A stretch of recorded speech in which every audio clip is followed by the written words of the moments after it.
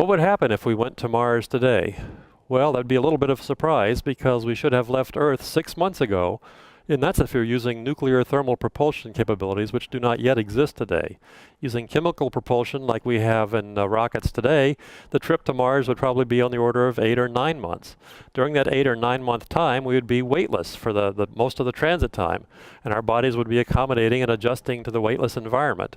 There's a possibility we'd be using artificial gravity on the trip, and if we did that, we might be rotating our spacecraft, or at least a large part of the spacecraft, so we would have spent the last 6 or 8 or 9 months actually rotating head over heels in an artificial gravity centrifuge several times each minute. Either way, our bodies will have adjusted to that environment, and when we land on Mars, we'll have to accommodate to the new stationary 1/3 of a G environment of the surface of Mars. We're going to be on Mars for 18 months, according to our design reference mission. NASA has put together a standardized mission plan for going to Mars, not an official plan, but a straw man plan that allows all the different organizations, all the different engineers and scientists working on trips to Mars to work toward the same mission design. So we know how many months in transit, how many months on the planet, how many months coming back.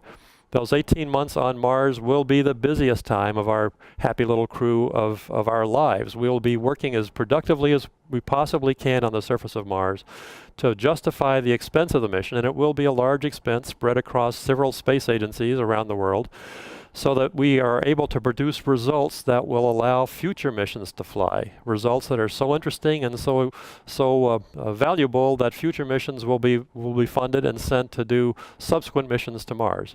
And then after the 18 months on the planet, there'll be a 6-month transit coming back to Earth. So what would happen if we landed on Mars today? We would see outside of our window a view very much like this, a red landscape with a substantial amount of relief to it and a lot of prospects for exploration as we understand the planet. What we would not see is something that looks like this. This is a scene that astronauts see now after 6 months in transit in a spacecraft after they land on a planetary surface. The spacecraft is the International Space Station, and the planetary surface, of course, is the Earth.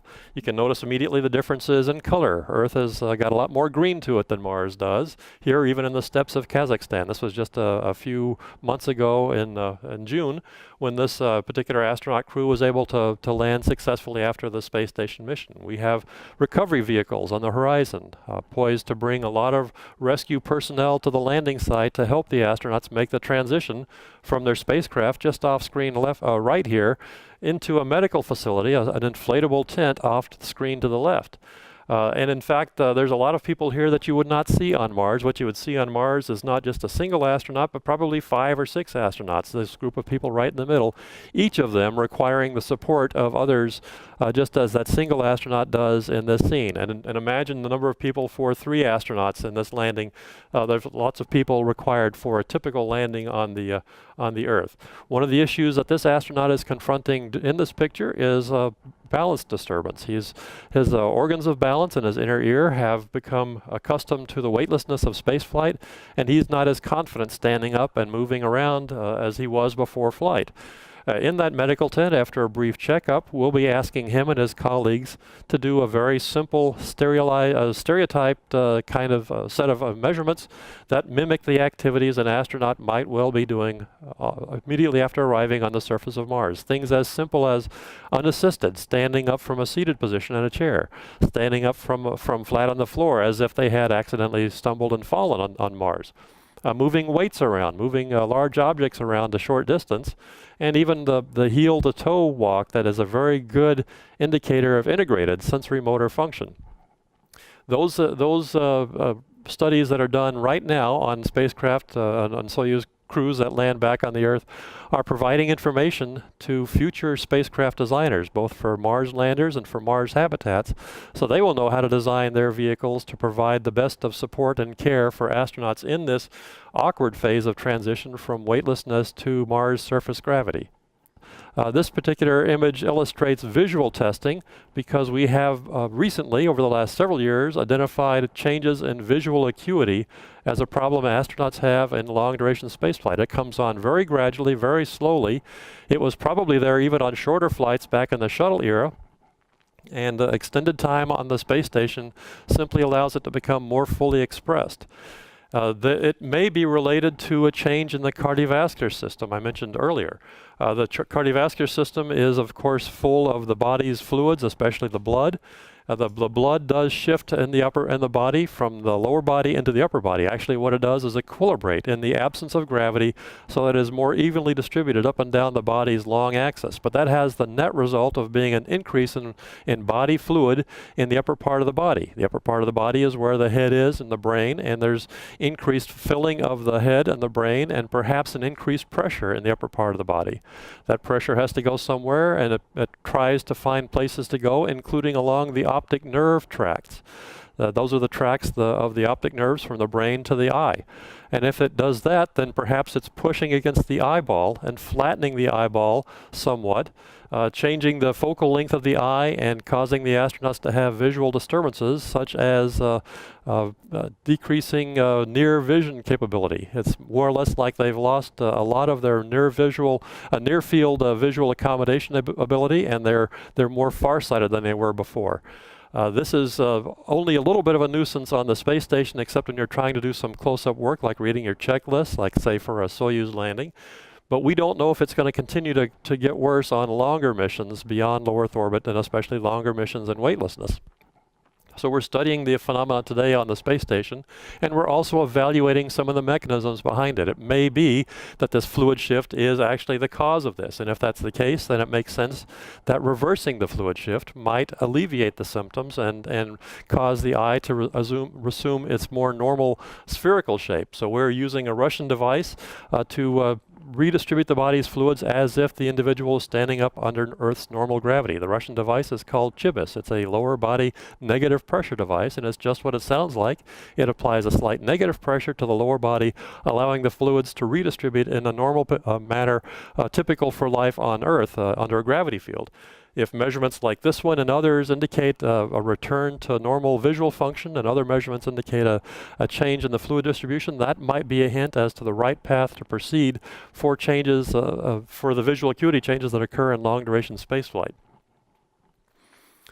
Another issue of long-duration spaceflight may well be bouts of loneliness and isolation. The 6 astronauts, if there are 6 on the Mars mission, will be the only people on that mission, and when they land on Mars, they're going to be the only people on the entire planet of Mars. They will be isolated as no humans have ever been isolated before, and they will also be as autonomous, as reliant on themselves as anybody has ever been. Yes, they will have infrastructure provided by the national space agencies that funded their travel there. There will be vehicles waiting for them on Mars with habitats and life support systems. And there will be everybody in mission control and multiple mission controls around the world, plus all of us back on Earth rooting for them. But when it comes to the final analysis, we're all tens of minutes away by radio because of the distance between the Earth and Mars, and so the astronauts will really be working by themselves on their own, supporting each other in this very stressful, highly autonomous setting.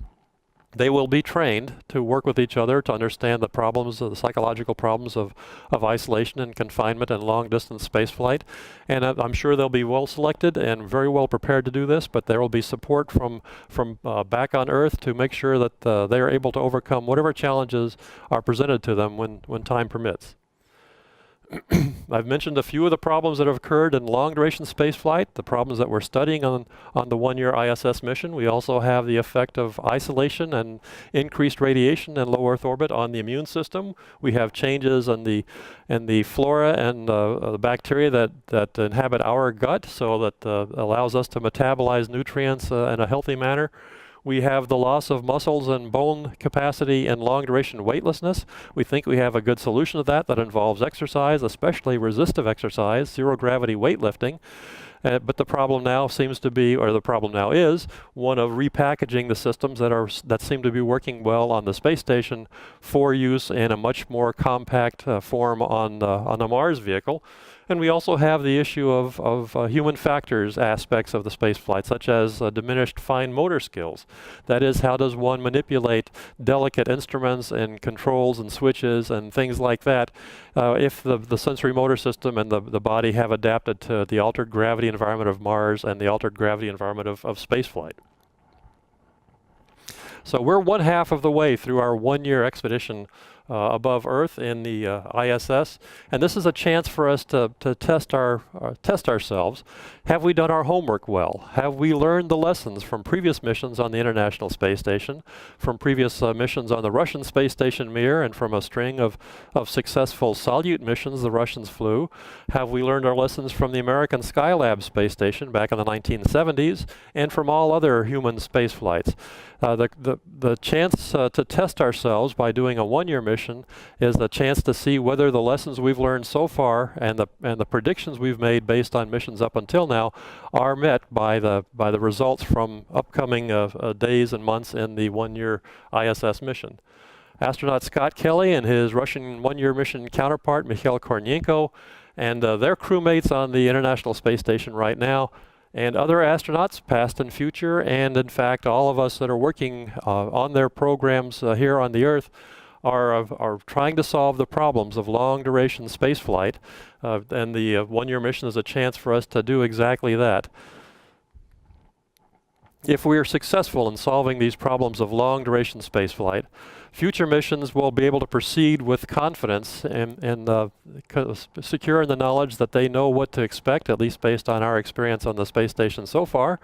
And of course, they'll be in a better position to respond to new challenges that we have not yet been able to predict, and respond to those successfully so that their missions are successful and effective and productive.